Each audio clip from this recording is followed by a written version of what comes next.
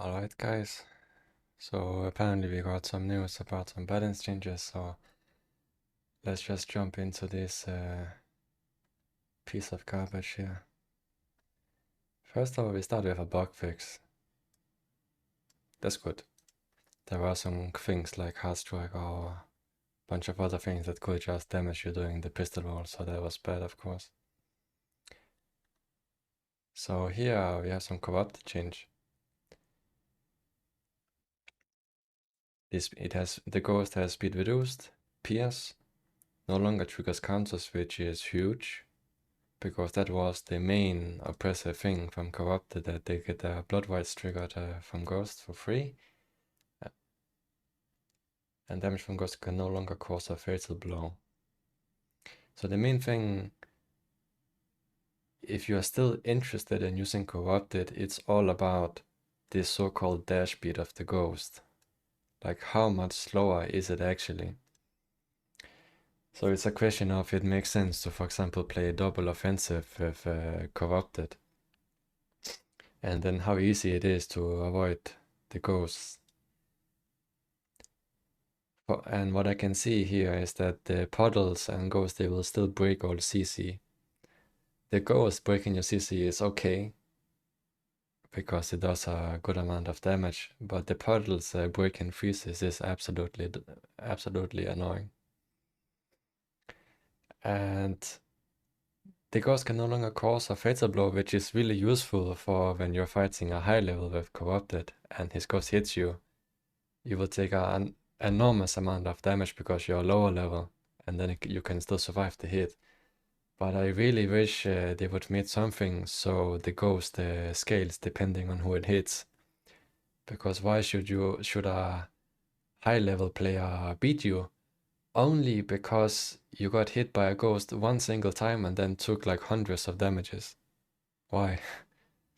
Imagine you played perfectly and you're actually winning, and then you take a ghost and then GG.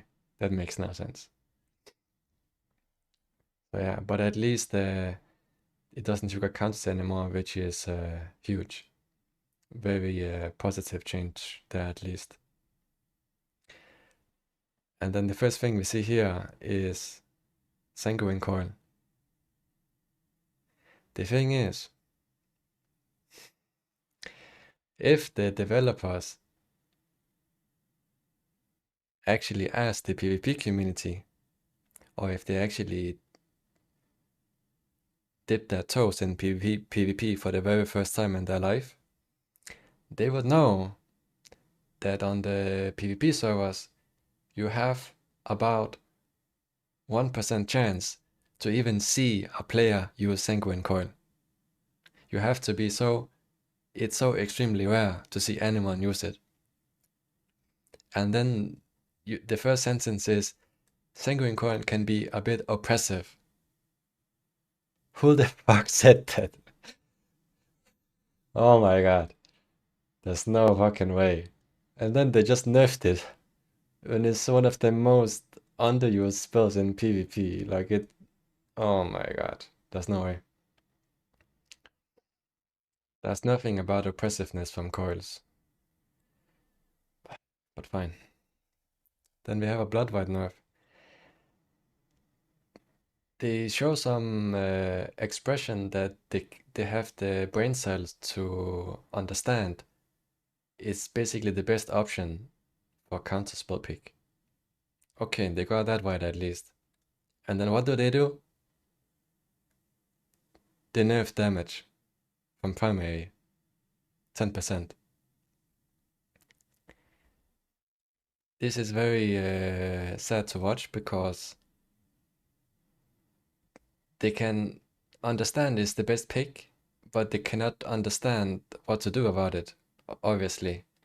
The problem has nothing to do with the damage of the primary, it's more about how Blood White can feel so extreme because of the invisibility, immaterial, and even healing, so to say. It's because it's how much Blood White increases your survivability. That is the problem of it. You have a very long immaterial duration where they cannot touch you, and during that time you can do damage back to them when they cannot even touch you back. And if you are like more about running away from enemies, it's also like if you are invisible. And so first of all, the first part is immaterial. They cannot touch you during that time.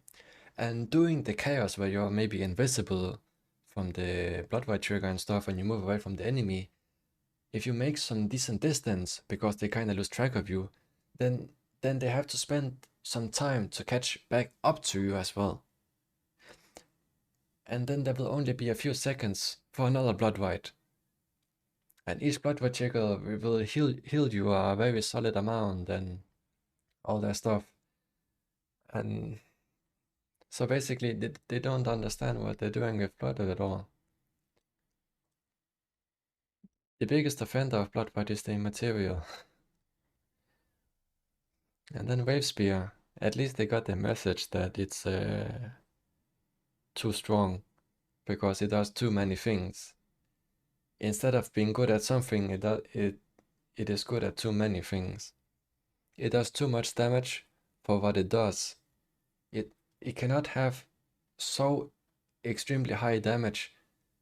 Like it's almost at 200% without jewels, and then with jewel it will reach about 200%.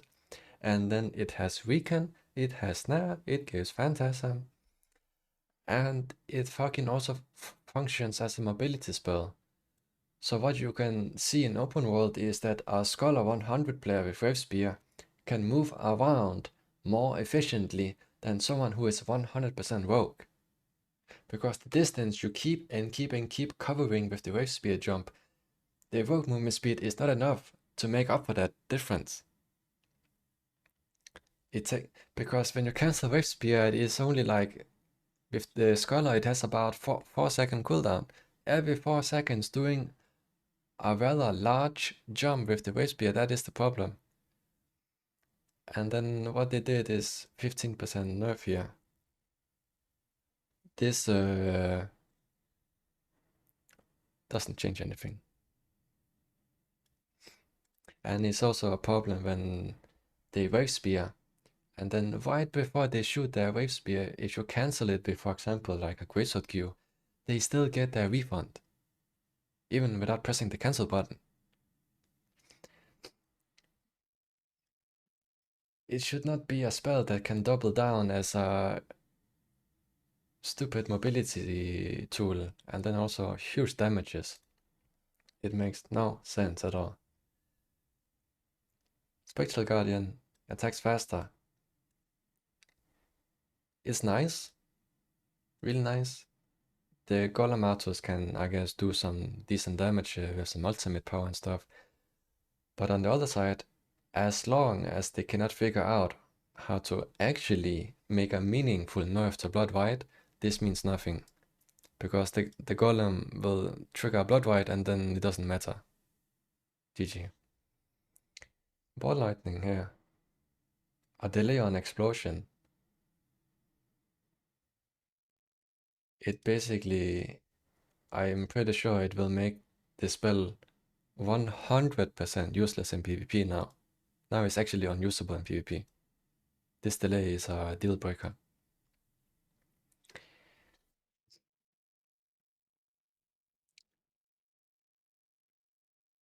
I don't really like, yes, the recast can feel impossible to react to because the recast is instant, but I don't think it makes sense to make this nerf because the ball needs to travel. It takes time in order to get the ability to recast the ball lightning. It takes time. And because of that, it's easily reactable. You just see it coming and then you don't stay inside of it. And then you just react with an pistol or something, you know? So the delay is just kills the spell completely. But of course, it might make PvP. It probably makes PvP a bit healthier in general to kill this spell, because it's basically seen as a spell that does chip damage for free, because you cannot sidestep it, and it goes through the counters and stuff. It's just too easy to hit it. So you'll just get chipped down. But it trades damage compared to other builds. Veil of Storm, Dash Duration.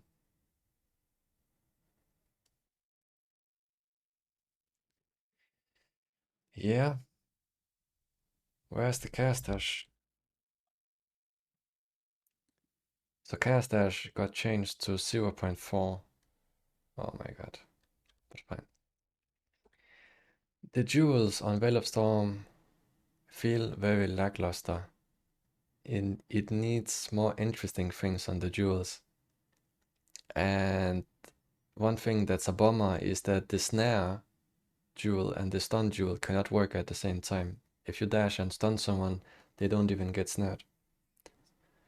So something as the bare minimum would be nice is that if you have snare and you stun someone, then they also get snared at the same time.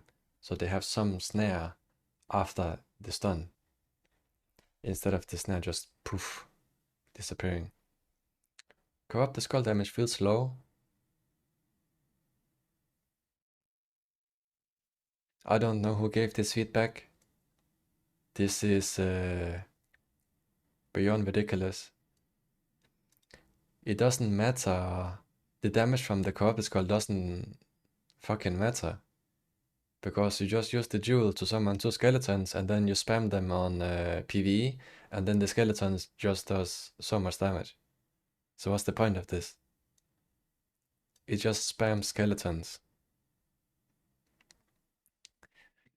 And that's just a random PvE kind of thing. Veil of Bones is very underutilized. They want to make it more appealing. It's true, it's very underutilized. You are extremely lucky to see the dash used. And yeah, for PvE it's decent, especially when you summon a mage or something from the dash. I think it has a jewel for that, but otherwise for PvP you never see it. And then to make it more appealing, they choose to increase damage by 10% here when they're below threshold. This is not a way to make it more appealing at all. It basically does nothing.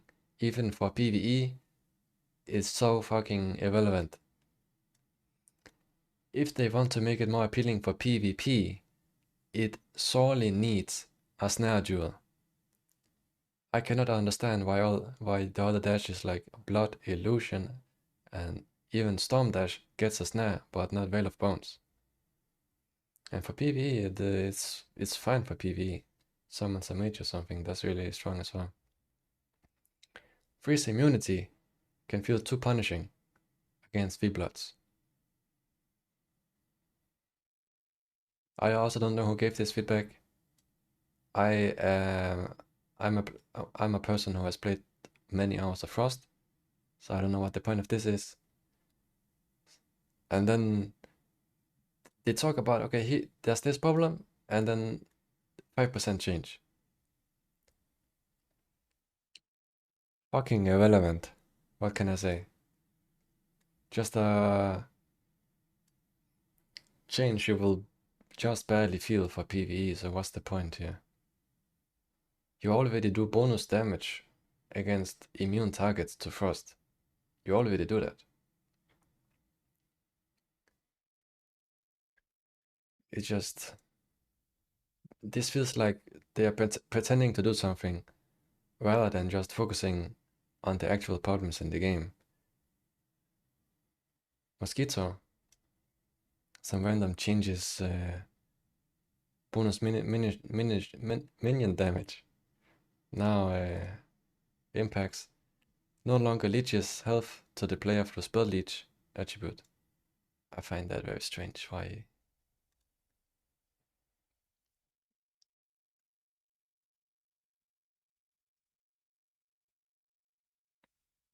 So the damage the mosquito explosion does no longer heals you, apparently, from what I can understand. That is just very sad to watch. There was no reason to do that, I guess. Unless I misunderstand, so correct me on that, but this just seems like extremely stupid change to just kill a barely used spell even more. Veil of Chaos. Hot topic here, yeah? Hot topic. Since Legacy, it has been the most dominating dash by far in PvP. And still, over 3 years later, it is still the most dominant dash. And what does the almighty genius Stunlock Studios do about it? For beginning, they made it reactable, I guess. You see? 100 millisecond difference here. So at least now you can decently react to cast dashes. That's a huge W, because it was one of the biggest problems by far. And then on top of that, because of longer animation, they also had to increase the distance. And then my statement about this change is that it will still continue to be the most dominant dash in the game. Because in some areas, this change also functions as a buff. When you're, for example, chasing someone in open world and they're running away from you, and then there's maybe a mob patrol or anything in the environment, there are many things, they just cast dash, which now moves them a further distance. They auto attack and then get that recast, and then they can recast more distance away from you. And if you don't have Chaos Dash, you need to compensate even more, so to make sure they don't run away from you. It just has a very fundamental problem of the recast. The recast is so broken in terms of mobility, but you can use it in any direction compared to Illusion Dash, which ties your recast to the clone. Is also a second iframe, which is also huge for PvP. And how are other dashes supposed to compete with that? Yeah, good question. But at least now it's reactable. But the total distance it can move in one direction compared to other dashes, that is the problem here. Resistance nerf, solid. Very solid. It will change the game a lot. So the zero skill expression from triggering wrist dance instantly and doing tons of damage with it and stuff, at least that is mitigated here. Good change. It should stop the wrist dance dominance. Arctic Storm, they reduced the damage per tick but moved it to the final tick. That is an okay change. It is completely alright as well. Solid change. Because as someone who's also used this piece of shit spell a lot, it can easily do over 100 damage in less than a second. It just, yeah, very strong at beginning, so that's a good nerf. Raging Tempest. They want to make it more attractive. And then they reduce the duration here to here.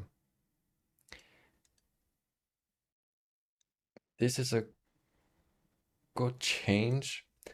Already before this nerf, I already played around with Raging Tempest, and I have to admit it seemed really like a solid spell as fuck. The main idea was to use it to counter the wrist dance meta.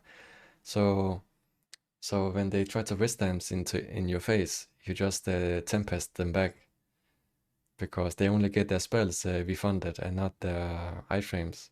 So if you hit your tempest, the second counter is not gonna save them from the hit, and then you'll just do tons of damage to them, while they cannot hit you with their wrist dance, which they heavily depend on because it heals them and all that stuff.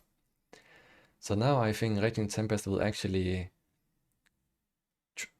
try to climb up and become more common in PvP, for sure, because this ultimate together with the enhanced conductivity passive, so every single tick of Raging Tempest will do 10% more magic damage for free, which is just insane to me. So I definitely think it will be common in PvP.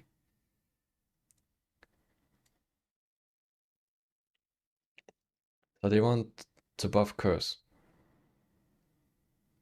And they think they are doing it by buffing the base duration by half a second. First of all, this is one of the most useless changes I've ever seen in my life. This is absolutely brain dead, but beyond. And by increasing base duration, it can also be seen as a nerf. You are not interested. The thing you're interested in is cursing them, doing your damage, and then you want the explosion to happen as fast as possible. By increasing the base duration, they give the enemy more time to get their cooldowns back, like Q, E, and dash, so they can iframe the goddamn curse spell and then avoid the damage. So this is giving them more time to get their cooldowns back, in case they suddenly need it. This is not how you buff curse. Absolutely cooked beyond. The ice block melts too fast, they say. Ice block works so differently depending on team sizes. In duos, it's fine. Okay, in duos, when you don't have ultimate power, sure, it gets deleted fast. Sure. But as soon as you have ultimate power from Scholar or go from plus 20% to closer to 40%, its shield becomes huge. Plus the damage it does, plus the healing it does, everything. But in squads, of course, it is not that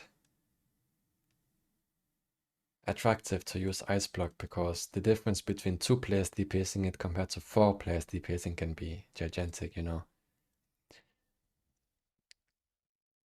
But oh, yeah. But I changed nobody else though, I guess, yeah.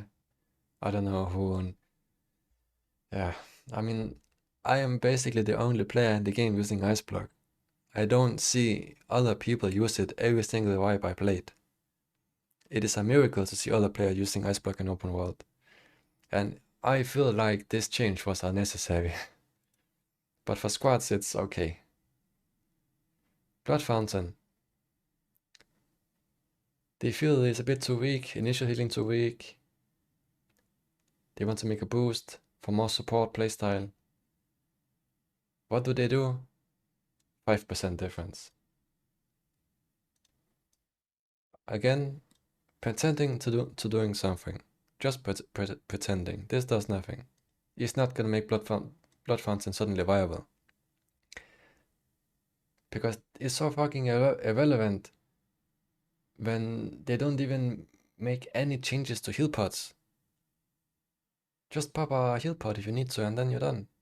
Yeah, you can use them infinite times, it's fast and everything. This does nothing, this is not enough at all. There are other fundamental problems blocking the so-called healing support playstyle. It's because of how the game works on a bigger picture that is nobody just does this. Why waste your power to do some pretty meaningless healing on your team? The healing from spells to heal your teammates is so meaningless compared to just being an extra player who can do tons of damage.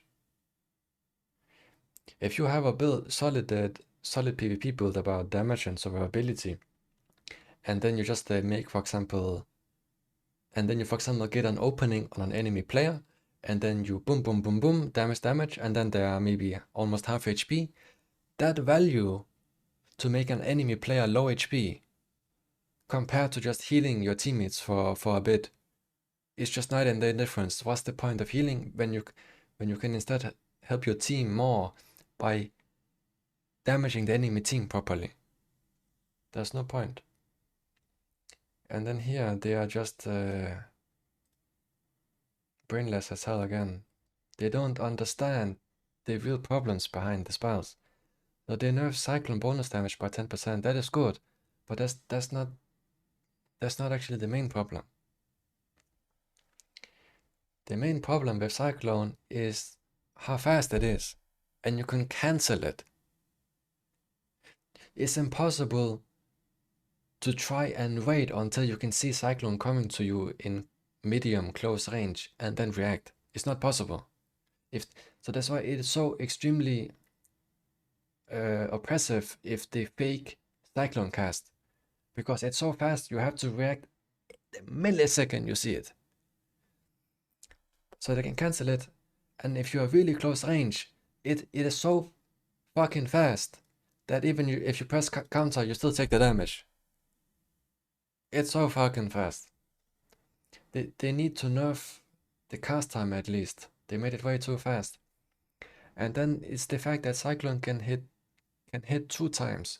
And it can also hit more than 2 times if you make it spin around you by dodging it on the return, you know? Like you can make Cyclone spin in circles around you and then it can hit like 3+ times even. And it has insane range. And it is excellent in open world, in roaming PvP, not so much raiding, but open world because of the mobs it pierces. So with some spell like leech, you just hit some mobs and then you heal like crazy because it just hits everything. And then it also gives mini cyclones spinning around you, the storm shields I guess they're called, yeah? It's just crazy. This does not hit the mark at all. It's the speed that's the problem. Is the cyclone change gives the same energy as blood white. They really don't understand that blood white is not the damage that's the problem. So yeah. One thing that's extremely disappointing is that they changed the whole game by making a line explaining, oh, we fixed an issue with slasher E. And then suddenly when we play the new update, it's like, oh hey, they just basically doubled the slasher E range. What the fuck? Out of nowhere. So they essentially buffed the most broken E ability in the whole game, even more. What I wish to see on Slashy is that if someone is in Slashy E and they, for example, take damage, it would be nice if they lose some of their invisibility depending on how much damage they take, maybe. It can be gradual or just change. So they just become more visible if they take damage. And I really, really want to see that if someone is in Slasher E and I put a spear up their fucking anus, I don't want to see them keep their Slasher E ability active. So after they CC, they can incap me back suddenly. Even getting their face smashed or something like that doesn't matter. Why do they keep the Slashy? That makes no sense. So yeah, but the bare minimum to do about Slashy E, just to have 1% of respect for their PvP, for their skills in fixing PvP, just make the range back to normal. So you don't have to make a 10-meter distance to that shit. Another critical thing is the speed of Twin Blade E. It is something so fast that you cannot see it coming and then react to it. And when it hits you, it has a huge impact. Because it combos into Reaper Q as a true combo and other things, and it has a very evil range as well. So Twin Blade E deserves a slight speed nerf. And then there's Mace Q. It is on the border of being so fast you cannot react to it. Like it's really close in that territory, similar to how Chaos Dash was. But it's the fact that it has 2 seconds less cooldown than Whip Q and it does 150% damage. I don't really know why they nerfed the damage from Greatsword Q, but not nerfing the damage from Mace Q then. So I really think as bare minimum Mace Q should maybe get reduced to 125% damage. Because the fact that it covers so much distance and can curve and you can miss it on purpose to not trigger counters and it does 150 when it hits, that's a bit crazy. Another thing, just like out of the blue, is like I wish to see some changes to heal pots. You can imagine you are, for example, fighting a player 20 levels above you, and you're doing good, you're doing perfect, everything is fine, and then you burned all your cooldowns and you're close to the enemy, and then the enemy can, in theory, just start popping their heal pot. You can hit them with your auto attacks as much as you want, but you will not cancel that heal pot. And then the millisecond they finish the animation, they will, for example, dash and make some distance. And in those few seconds, they already healed over 200 HP back. So for me, at every single stage of the game, and it doesn't matter if you're like same level versus same level, damage should cancel the animations. This is my opinion on getting a more healthy PvP scene here. There's no changes to Brute, which is the biggest offender when it comes to physical builds, because as soon as you get the mixed blood and all your horizontal progression with some good decent stats on your weapons, then if you want to play physical, Brute is by far the most broken compared to all other blood mixes that does not use Brute. There's of course like a Rogue Corrupted, which was pretty strong, but especially with the Corrupted change, it just boils down to being forced to play Brute. Because the problem with Brute, because all the good players know it, so I'm just gonna keep it as short as possible, it's just that you are extremely tanky, which is fine, that's the identity of Brute, but why are you so fucking tanky and you do the same damage as a fucking glass cannon? What the fuck? The Brute parries are already so strong in itself, but the Brute parries buffing your damage as well. Why should they buff your damage? So yeah, it's so easy to get high physical stats with Brute. So you can do the same damage as glass cannons. It makes no sense at all. And then I really would wish to see something to change between these two.